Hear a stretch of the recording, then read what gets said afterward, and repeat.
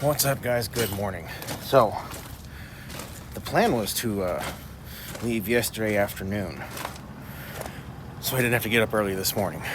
But those of you that do check out the other channel will know that I got that project over there now, and what was going to be an easy bolt up and go turned into a full custom deal with a little bit of fabrication. My daughter had what I first thought was a dumb idea, and later it kind of grew on me, so we decided to try it, and here we are. So now it's early in the morning and I'm taking off. We have this trailer that you saw in the last video, picked up Friday, and now we're off to Eugene, Oregon. I'm hoping to be able to make it in one shot without without hitting the 8 hours, so I have to do a 30-minute break. Fingers crossed. We'll see how that goes, and I'll see you guys somewhere.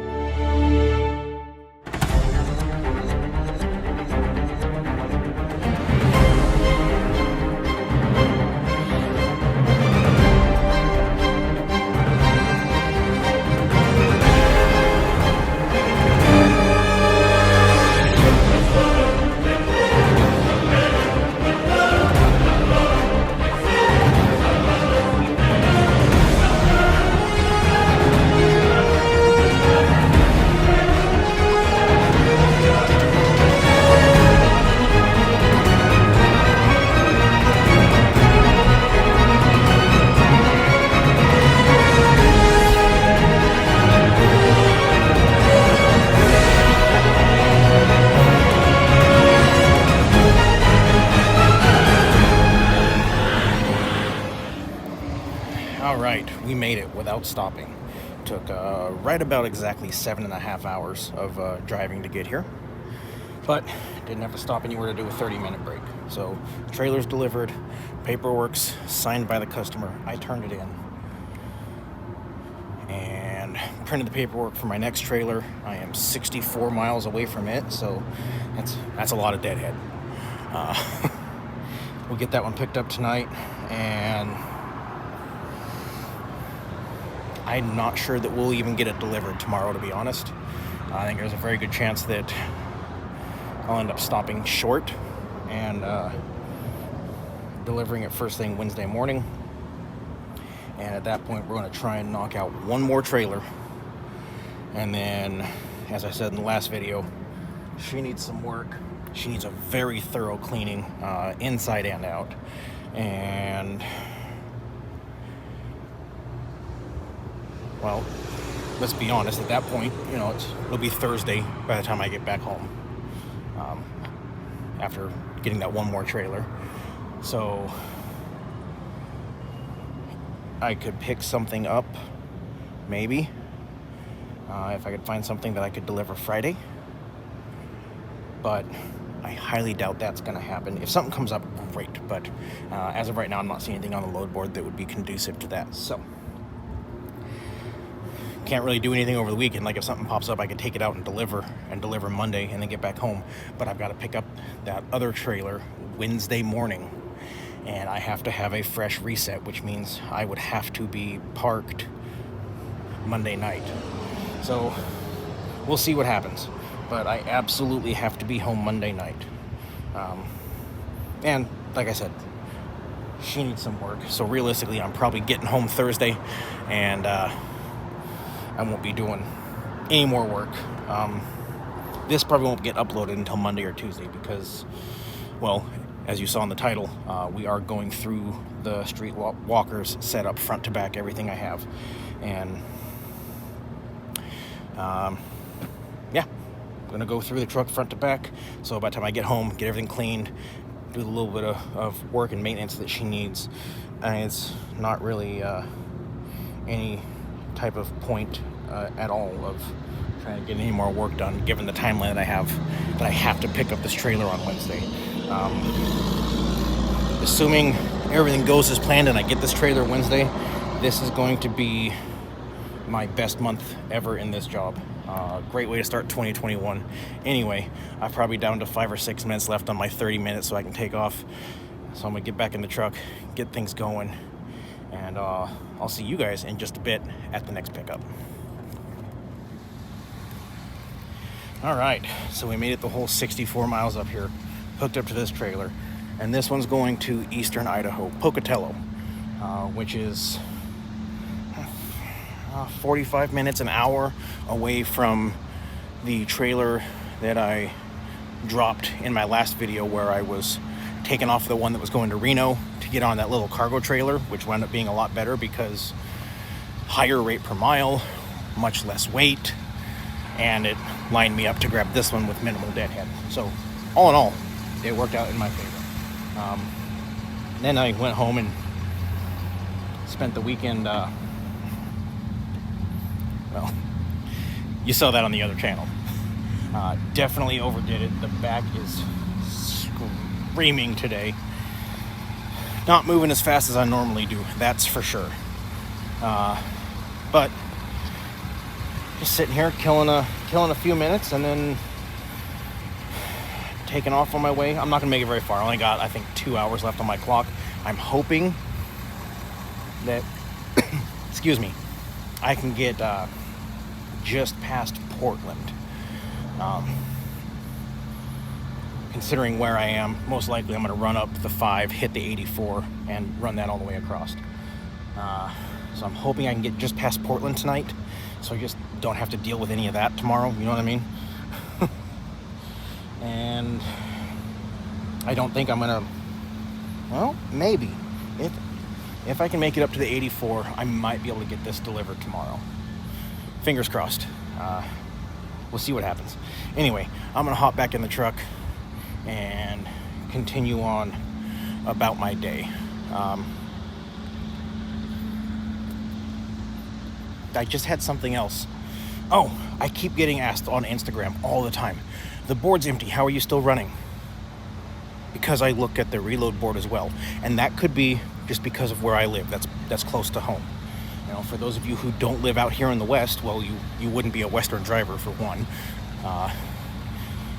So I look more at the reload board because that's where I live.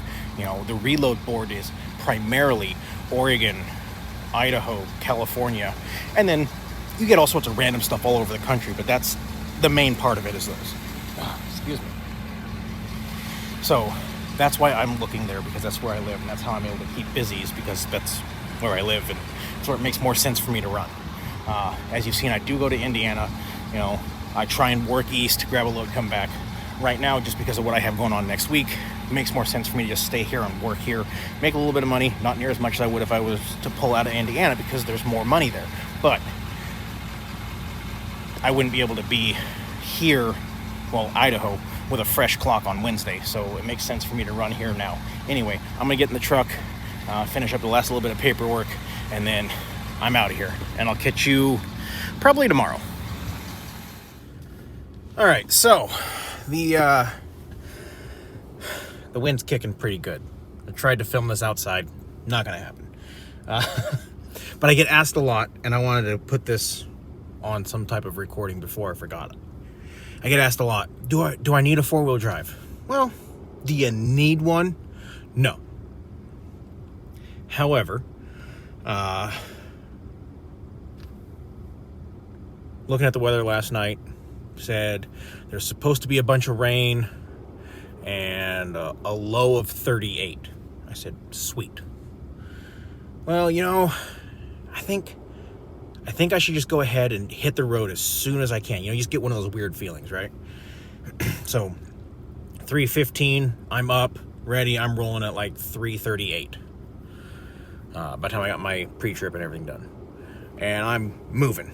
I was in Troutdale, Oregon. And right as I come up the hill out of Pendleton,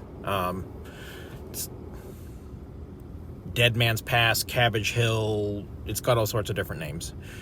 Those of you that drive, you know what I'm talking about. Well, as soon as I got to the top, the roads were just white. And from there until just outside of Ontario, Oregon, It had rained all night, and then while they said a low of 28, it hit 29, so all of that froze, and then it dumped snow on top of it. I was four-wheel drive and just taking her easy, and she was still slipping a little bit, coming up the hills and whatnot, a little bit of sliding. Saw cars sliding all over the place. Obviously, these 80,000-pound semis, they're moving just fine, but they got 80,000 pounds pushing them onto the ground. They're going to bite a little better than we are. So, although I had looked at the weather and planned my route and all of this stuff, I still wound up actually needing it. So, no, do you have to get it? No. I could have easily just, all right, it's getting sketchy. Pulled over, shut down. But, instead, I was able to, instead of doing 65, I dropped her down to, between 45 and 50, and was able to just cruise along. So it comes in handy. It has proven to be very beneficial, not a need. Just want to share that information with you guys while I was thinking about it before I forgot. My 30 minutes here is just about up, and we're just a few hours away from delivering this trailer. So I'll catch all of you hopefully at the delivery, weather permitting. All right, so we got the unit dropped. I'm not sure if you can see it way down there. Paperwork's done, submitted. Got about 2 minutes left until my 30 minutes is up. So I figured I'd say hi to you guys and, share the great news I got. Now, remember, I was supposed to pick up that National Guard load on Wednesday, right? The one that was canceled because of Rona. Well, yesterday they moved it to pick up on Friday the 22nd instead of Wednesday the 20th. Then today they canceled it again. At least I didn't sit at home for a week this time, so I'm not really out any money. There wasn't really any loads in Indiana, so I missed out on one load. Not a big deal. I lost a couple $100, not a big deal. And that's just based on the load I took instead of the load I wanted. So not the end of the world. So I'm thankful that this time they canceled it way ahead of schedule instead of a couple hours before I was supposed to pick up after sitting at home for a week. Because remember, I'm on my way home right now. And I was going to sit there until next Wednesday, which was then next Friday. And it's Tuesday night now, so I'm going to be home Wednesday morning. So I was going to sit for a whole week to get this again. So, again, thankful that they canceled it way ahead of schedule. No harm, no foul really this time. Irritating, but it's whatever. Anyway, with that being said, let's go ahead, hop back in the streetwalker. I'm going to shoot as far as I can tonight, which will be about halfway home. Because I'm only like 3 hours from the house. So I can get about halfway home and then first thing in the morning, finish this trip up, knock out some much needed maintenance and cleaning on the streetwalker, get the inside real cleaned out, give you guys that tour I've been promising. Not so much a tour, but a walkthrough of what I have, how I have it set up, why I have it the way I do, things I've added, things I've taken away, yada, yada, yada. You get it. Let's get rolling. Disclaimer. If a great load comes up on the board tomorrow morning, I'm not going home. So we'll push this off another day, and we'll add to this video. We'll see what happens tomorrow morning. All right, so we made it back home. We got back here this morning early, like 6:30, something like that. Anyway, got dispatched on another load, so didn't have time to give this thing the thorough cleaning that I wanted to before I did this part of the video. But I did get to kind of give it a quick wipe down, vacuum some of the crap out. But I've got to finish working on that because I promised the kids something this weekend, and now I'm leaving tomorrow. So I got to get that done today so that in the morning I can go to DMV and register it. And then Thursday, go pick up the trailer I'm dispatched on, come back home Thursday night. Because if I left first thing tomorrow morning, I could maybe get it delivered, but I could probably get it delivered Friday. But then I wouldn't be back. There's no way I'd be back home. And I promised the kids that we were going to go playing that thing this weekend. So, going to go Thursday, grab it, the trailer, come back here. It'll sit over the weekend. I'll probably take off Sunday down there, deliver it first thing Monday morning. awesome. But let's go ahead and jump in this, because I get asked all the time. So here we are. All right. First, that is my ELD. It connects down to the OBD2 port. Cable runs inside the dash there, and then it Bluetooths to the tablet here. Now, the difference between an ELD and not an ELD is, go in here, and you can see this morning I started in Burley, Idaho, right? Got my pre-trip done. Now, because I'm ELD, as soon as I started rolling, it kicked automatically into driving. Now, the difference is I can't edit because it registered the OBD2 port having moved and said, no, you were driving. So, if you don't have an ELD, then you're just running the app and you manually input all of your drive times. That's the difference. And then the ELD opens up those other loads like I've talked about several times. Aside from that, I've just got basic cord, and that is plugged into these ports specifically so that when I plug my phone in, it activates Apple CarPlay. New update they did last year, that if you're in CarPlay, you can split your screen and it'll put your map, your navigation over here, and still leave your phone active here for whatever you need to do. Typically, I just leave either my navigation up so that I can see not just what the next turn is, but the next several. You know, get in those spots where it's like, get on this interstate, go a quarter mile, jump on this interstate, go a quarter mile, jump on this interstate, you know, those multi-interchanges. So you can see that coming up.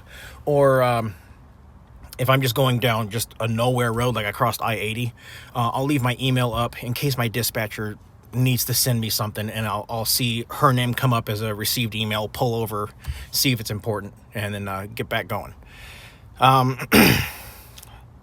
That's pretty well it as far as the driver's seat. Yeah, I keep a pocket knife in the door so that I can cut zip ties off of trailers and such. Over in the passenger seat, since we're done here, over in the passenger seat,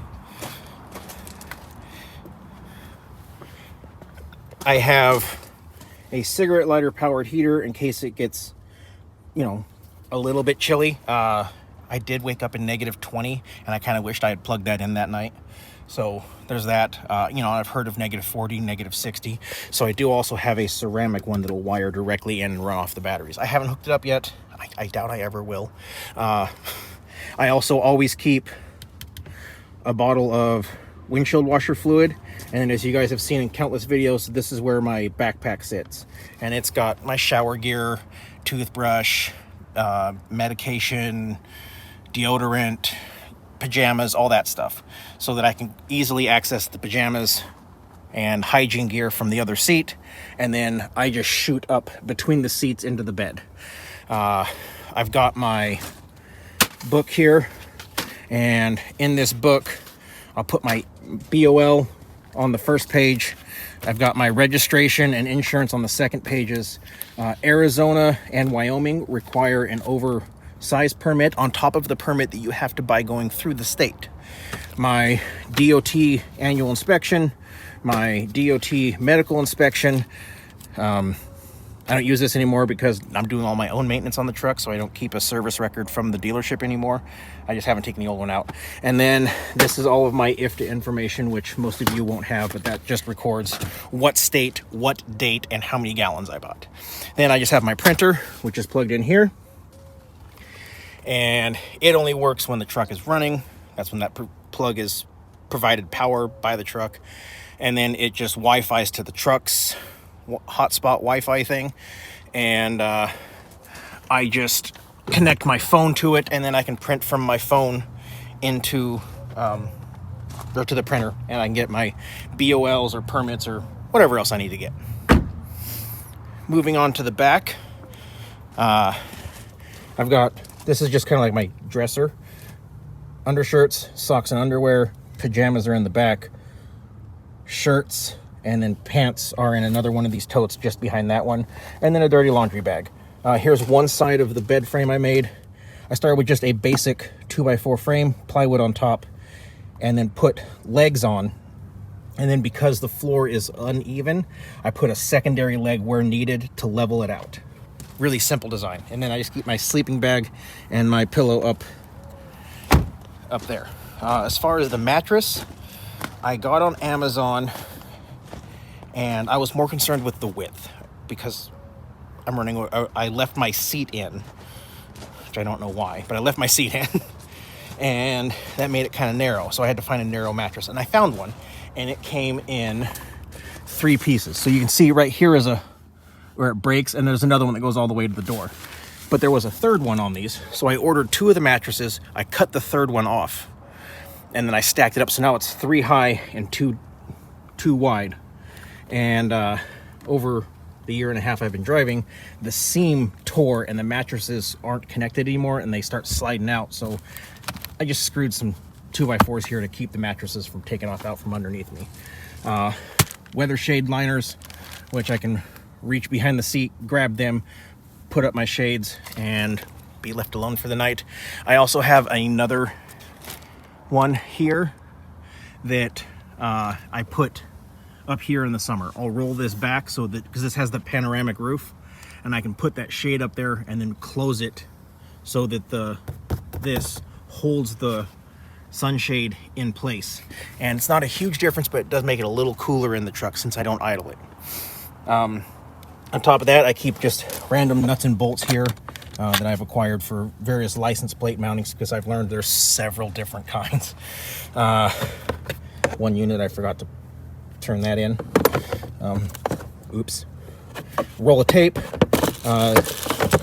nuts, bolts, washers for my weight distribution hitch, which we'll get to in just a second, and a screwdriver for my license plate, because this is typically what, on 9 out of 10, you just have a basic screw nut setup. I also have a jumper battery pack. That thing, I found at a truck stop. It's a giant lavender brick. Eats odors, makes the truck smell nice. Awesome. Now, I have my mounted fire extinguisher, 2 bottles of 911 because it's winter, and I have an auxiliary tank so I can pour one into each if needed, and cross my fingers it works. And then the Lucas Red and Tacky for lubricating the ball on my weight distribution hitch. Cleaner, just because you never know when you need to clean things. Spray away, and a roll of towels for... Mostly I use it for the mirrors. Just because, at a truck stop, they have those really long poles, and it's awkward to try and do your mirror. And B, I've been told, I haven't experienced this personally, but the glass on the mirror is a little more sensitive than like your windshield. So, and same with your headlights. So it can get scratched by that thing, just because you have all the truckers coming in and out of there, and they have all that road grime and rock salt and all that crap on there, and it can scratch that glass because it's a little more sensitive. So I keep that for the mirrors. Tape measure, because I've had a couple loads where I've had to measure length to get a permit. These are ELD loads, not campers. This is other trailers that I've done. WD, because you never know when you need it. Tire pressure gauge, because you have to check the pressure on every tires. And then I keep the lug nut socket and extensions for my truck wheels in there, so that's always separate. If I need it, I know exactly where it is. And then I just have a jacket and gloves for in the winter. Now, moving on. This is the new addition, and this is basically my bumper pole box. I've got my basic tool kit, which I use for every trailer, you know, my lug nuts and whatnot. So I keep that right there, as well as the torque wrench right behind it. Impact gun for the weight distribution hitch, and those are the nuts that I was telling you about that I keep in there, because I've had one break and one come loose and lose a nut. So, yes. Over-length flag, again, for ELD loads. I have this, again, for ELD loads. That's a kind of, for like when I have done those cell towers and a couple other trailers, that were over 12,000 pounds, which is the rating for that. That's a 21,000 pound hitch. Bumper. That, 21,000 pounds. And then my weight distribution hitch set up a spare breakaway cable, because you never know when you're going to need one of those. Some other tools, fuses, because that is a DOT requirement. And then pliers, screwdrivers, a secondary Allen wrench set, that kind of stuff. My breakaway battery, and then my tie-down strap for the battery, as well as my hitch lock pin for the bumper pull trailers. Now, bear with me as I, like an oaf, try and climb up here.